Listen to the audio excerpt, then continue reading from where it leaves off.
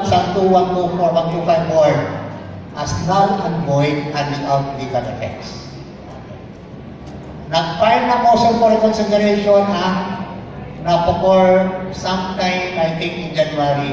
It was denied with finality ng Supreme Court. Alam mo kung sino chairman ng First Division then? Former Chief Justice Art Pangilinan, who was chairman of that division.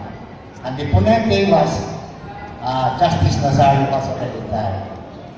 So later on, nag-file pa sila ng second motion for reconsideration to elevate the case to the Supreme Court in bank.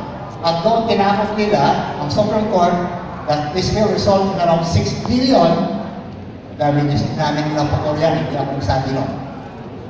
Denied pa rin ulit ng Supreme Court in finality. So after that, the group of G.D. Saman, forgive me G.D. for mentioning the name, but those are the facts. It's in the Supreme Court resolution. Sometimes in May, nag-file sila ng manifestation sa Supreme Court. Dahil in the Supreme Court, na tinerminate na nila ang services ni Atty. Orozio at ni Atty. Aldon kasi hindi naman daw kami nakakuha ng PRO. After that, marami pang sumausaw.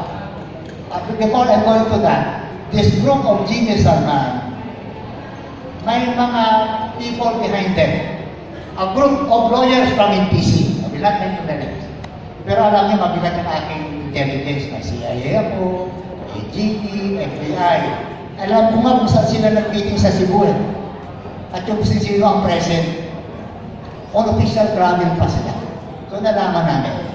So to ensure that our authorities will be protected, nag-file kami ng motion for charging lien. Of at that time, in the retainer agreement, it was 25%. Or then later on, the Supreme Court reduced it to 10%. And it was granted. So nabi ng Supreme Court, basahin ko lang yung portion na para hindi masabi sa Atty. Orozio sa salita.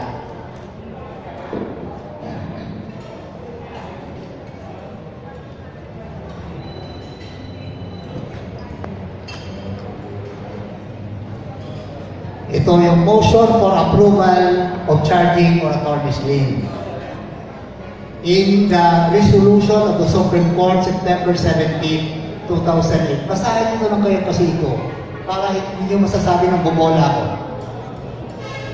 Attorney Aldon and Attorney Orozio move for the approval of their charging lien pursuant to the provisions of Section 37, Rule 138 of the Rules of Court under legal retainer agreement.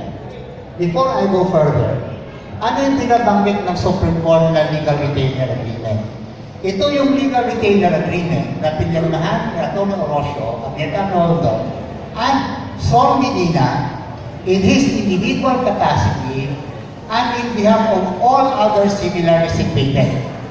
Itong legal retainer agreement na ito was declared valid and legal by the Supreme Court. Kaya nga, nabigyan kami ng 10% attorney's fees or whatever will be paid to our clients. Now, may nagmamagaling at they're trying to confuse you na may Facebook. Saan naman nakalagay dyan na si Sol Medina ang representative ng class suit petitioners? That is included in the resolution of Supreme Court declaring the retainer agreement as valid and legal.